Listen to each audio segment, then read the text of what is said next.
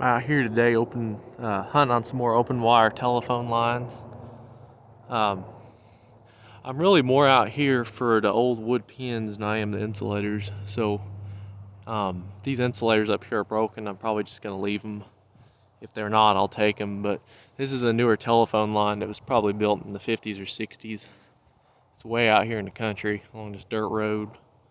And since it was built so late, even though it was built so late, they still used the solid locust wood pins.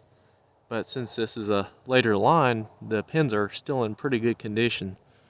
But if I don't take them, eventually this pole will get changed out by the power company and these will be long gone, or the pins will just slowly rot away till they're not worth saving anymore.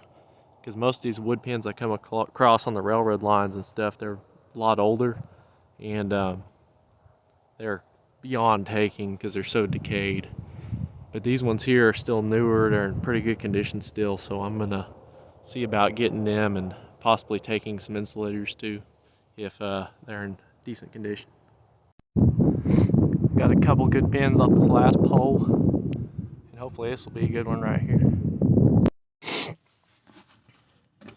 Alright, these are the 2 wood pins I got off the first pole. As you can see, they're in very good condition. They're hardly rotten at all. They're even the threads are still really good. And this is the one I just got off this pole here. It's a little bit more weathered. The insulator's got a big chip on it, but I went ahead and kept it just so I could say I got one insulator today. This is a Hemingway 17 from 1960. So it gives you an age on them, 1960. So pretty new, but they were still using, a lot of telephone companies were still using the wood pins that late. And this would have been the very end of open wire phone. There were still a few insulators on that first pole, but unfortunately all of them were broken. So I just got the pins that were in decent shape from it. That's why I didn't get any glass from it. They were Kerr and Armstrong, all CD122s, just like this one. There's a Hemingway like this, and then a Kerr glass company and Armstrong, but the tops were all broken on them. Maybe when they took the wire off, I don't know. This one's still got the tie wire on it. You can tell it's newer because they used it looks like they used a preform. They've been a preformed tie, so the tie wire was already shaped, and they just clipped it on there real quick.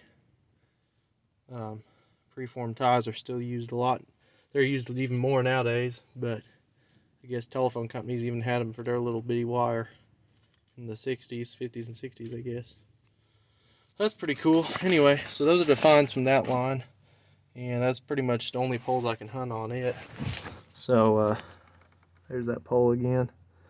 So I'm gonna move on. I'm kind of just driving around today looking for old open wire phone lines, and I came across this one. So anyway, thank you all for watching.